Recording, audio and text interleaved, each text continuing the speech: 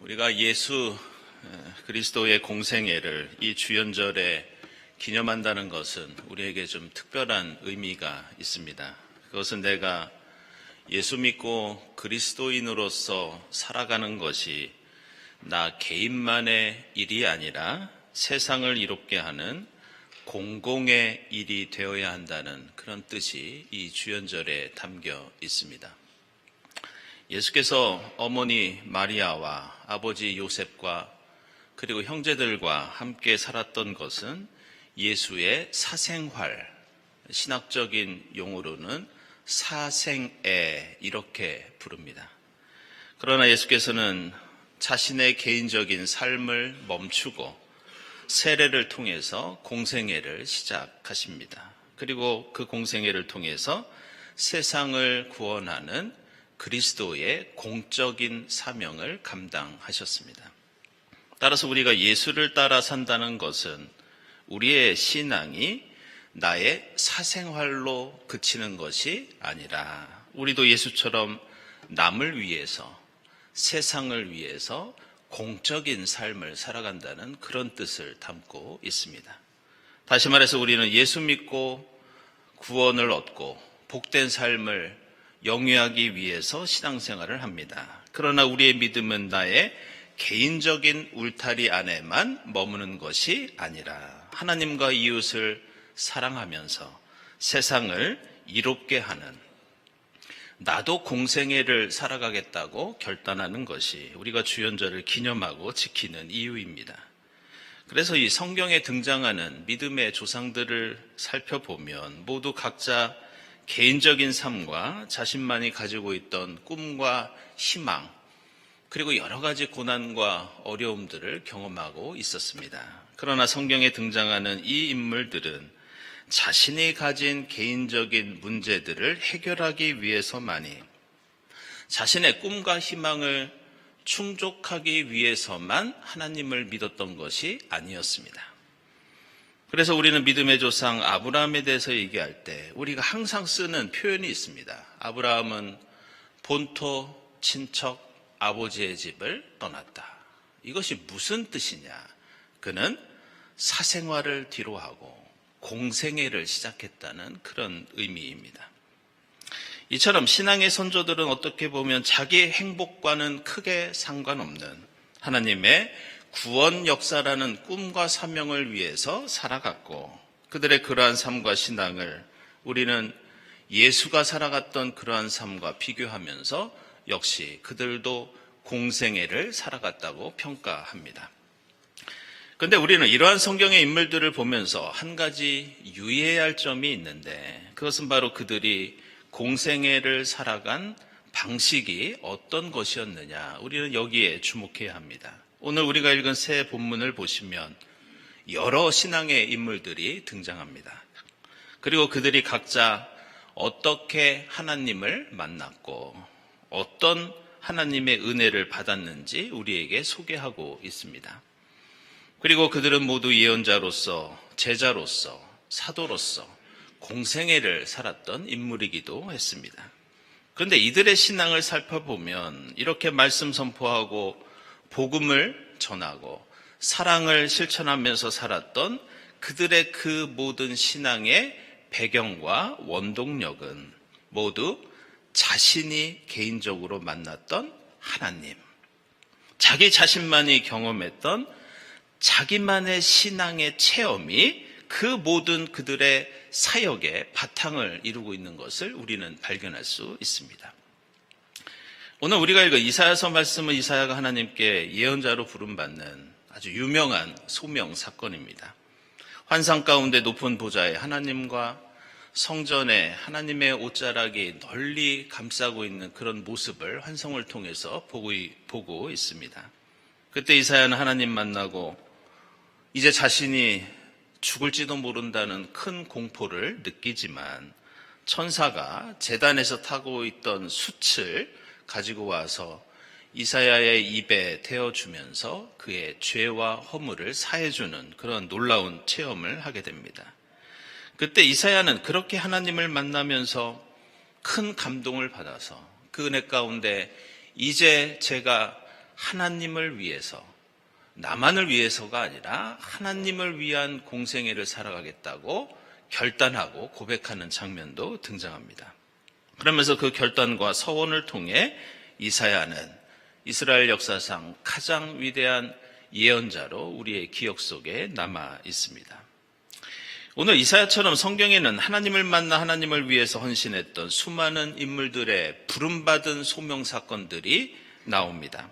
그런데 우리가 주목할 것은 그들은 똑같은 하나님을 만났지만 성경에 나오는 수많은 소명 사건들을 보면 똑같은 것이 하나도 없습니다. 모든 소명이 다 다릅니다. 그들은 같은 야훼 하나님을 만났음에도 그들이 들은 하나님의 처음 음성, 그들이 체험한 신비, 그리고 그들이 감당했던 사명과 인생은 모두 다른 개성과 특징을 가지고 있는 것을 볼 수 있습니다. 그리고 그들 고유의 그 경험과 고백이 사람들이 이사야를 이사야로 기억하게 하고 그에게만 주어진 그의 독특한 사명이 되었던 것을 우리는 볼 수 있습니다. 그래서 이사야서에 나오는 이사야가 살았던 이사야의 삶, 그가 선포했던 모든 말씀, 그가 했던 모든 사역을 살펴보면 놀랍게도 그 모든 내용이 오늘 말씀에서 이사야가 처음 하나님을 만났을 때의 그 경험과 고백, 이것과 연결되는 것을 볼 수 있습니다. 이사야는 오늘 말씀처럼 자신이 정결케 된 그 경험 때문에 평생을 백성들에게 회개를 강조하였고 하나님의 거룩한 백성이 되어야 한다고 늘 말씀을 선포했습니다. 그리고 자신이 보았던 이 놀라운 신비한 광경처럼 이사야는 평생 꿈을 꾸고 환상을 보면서 말씀을 선포했던 예언자였습니다. 그리고 하나님의 구원과 희망을 백성들에게 오늘 이 소명 사건에서 보았던 그 환상처럼 말로서만이 아니라 이미지를 통해서 상징과 은유를 통해서 말씀의 깊은 뜻을 전했던 이가 이사야였습니다. 이것은 오늘 서신서에 나오는 고린도전서 말씀도 마찬가지입니다. 사도 바울은 부활하신 예수께서 언제 어떻게 누구에게 나타나셨는지 오늘 말씀을 통해 소개하고 있습니다. 처음에는 베드로와 12 제자들에게 나타나셨고 500명이 넘는 자매와 형제들에게도 예수께서 나타나셨다고 증언하고 있습니다. 그리고 야고보와 여러 사도들에게도 나타나셨는데 나중에는 부족하고 죄 많은 나 바울에게도 주님께서는 자신을 만나주셨다고 고백합니다. 근데 우리가 주목할 것은 사도 바울은 교회를 박해하던 사람이었고 사실 예수를 만나 예수를 증언하는 자격이 없었지만 주님의 은혜로 예수를 만나 지금의 자신이 되었다고 말합니다. 그러면서 자기 자신이 이렇게 생명을 다해 하나님의 복음을 전하게 된 것은 바로 자격 없는 자신에게 베풀어 주신 하나님의 주님의 은혜 때문이라고 고백합니다. 그래서 오늘 본문 보시면 뒷부분은 계속해서 주님의 은혜에 대한 고백을 반복해서 하고 있습니다. 이런 이유로 바울 서신을 보면 바울은 편지를 쓸 때마다 가장 많이 반복하고 강조했던 것이 주님의 은혜였습니다. 사도 바울은 바울 서신 맨 앞에 나오는 인사말에서 항상 은혜와 평강을 일단 언급하고 편지를 씁니다. 사도 바울은 죄 많은 자신이 체험한 주님의 은혜가 얼마나 컸으면 데살로니가 전서, 고린도 전서, 고린도 후서, 갈라디아서, 에베소서, 빌립보서, 골로새서, 데살로니가 후서, 빌레몬서의 서론에서 모두 일단 주님의 은혜를 말합니다. 내가 죄가 그렇게 많고 주님을 핍박했는데 주님께서 베풀어 주신 그 은혜가 너무 감동스러워서 그 은혜를 전하기 위해서 그 은혜를 소개하기 위해서 자신은 사도로 살아간다고 말하고 있습니다. 당시 고대 사회에서 편지 앞에 이렇게 은혜를 말하는 경우는 전혀 없었습니다. 그러나 바울은 자신이 만난 예수 때문에 자신이 받은 그 특별한 용서와 은혜 때문에 항상 은혜를 입에 달고 살았고 평생 그 은혜를 갚기 위해서 공생애를 살았던 것을 볼 수 있습니다. 이처럼 성경의 위대한 인물들은 모두 자신의 개인적인 삶에만 안주했던 것이 아니라 공생애를 예수처럼 살아간 사람들이었습니다. 그들도 의식주를 걱정하고 여러 고난과 어려움이 많이 있었습니다. 그래서 오늘 복음서에 나오는 베드로는 먹고 살기 위해서 항상 물고기를 잡던 어부였습니다. 예수가 십자가에서 죽을 때에도 그는 도망하여 다시 물고기를 잡으며 자신의 개인적인 삶을 영위했던 것을 우리는 잘 알고 있습니다. 그러나 베드로가 처음 예수를 만나고 그리고 도망했다가 다시 두 번째 부활하신 예수를 만났을 때 그는 비로소 자신의 꿈과 희망이 자신의 개인의 삶에만 머무는 것이 아니라 자신의 꿈과 욕망 안에만 머무는 것이 아니라 하나님의 구원 역사를 이루는 공생애로 뒤바뀌고 이어졌던 것을 볼 수 있습니다. 그리고 이들의 헌신과 봉사는 이제 남들이 하니까 마지못해 하는 것이 아니라 남들이 하던 모습과 그 방식이 아니라 철저히 내가 만난 주님, 나만의 주님을 그들은 증언합니다. 그리고 내가 경험하고 내가 체험한 주님의 사랑과 은혜를 고백하고 실천했기 때문에 사람들은 그들의 복음에 귀를 기울였고 그들도 회개하고 주님을 영접하는 놀라운 구원의 역사가 일어났던 것을 우리는 성경을 통해서 볼 수 있습니다.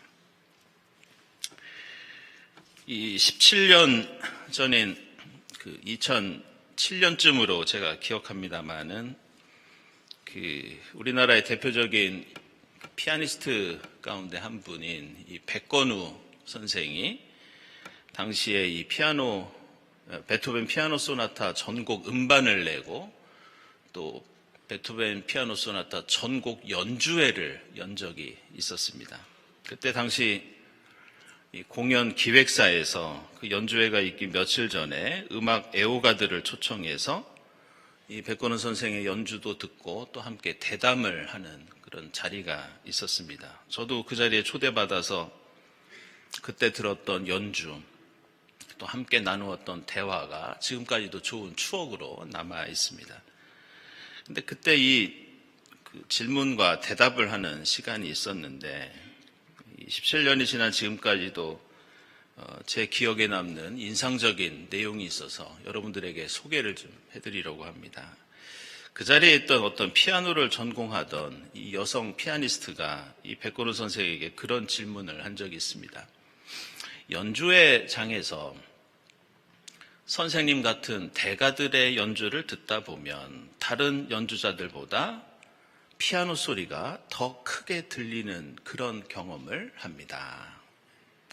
그렇다고 저희가 연주하는 소리보다 물리적으로 더 큰 것 같지는 않은데 이렇게 피아노 소리가 잘 들리게 하는 특별한 테크닉이 좀 있으면 저에게 좀 소개해 주시기 바랍니다. 이런 질문을 했습니다. 그때 백건우 선생이 이렇게 대답하는 것을 저는 지금도 기억하고 있습니다. 피아니스트의 연주가 나의 고백과 나의 이야기가 될 때 보다 더 청중에게 잘 전달되는 것 같습니다. 연주자는 단순히 악보를 기계처럼 재현하는 사람도 아니고 그렇다고 다른 사람이 해석하고 표현하는 것을 그대로 따라하는 사람도 아니라는 것을 우리는 잘 알고 있습니다. 그 사람이 연주하는 음악이 자신의 삶과 예술에 대한 자기 고백이 되고 나만의 이야기가 될 때 청중은 그것을 납득하고 공감하면서 그 연주를 더 또렷이 듣게 되고 평생 잊지 못하는 음악이 된다는 그런 의미로 저도 받아들였습니다. 저는 이것이 우리의 삶과 신앙, 그리고 우리가 세상에 복음을 전하고 사랑을 베풀면서 공생애를 살아가는 것도 마찬가지라고 생각합니다. 우리가 전하는 예수의 복음은 내가 만난 주님, 다른 사람이 만난 주님이 아니라 내가 만난 주님, 내가 체험한 은혜를 전하는 일입니다. 이웃을 사랑하는 일도 단순한 도덕적인 실천이 아니라 내가 받은 주님의 사랑과 은혜를 사도 바울처럼 간절히 고백하는 일입니다.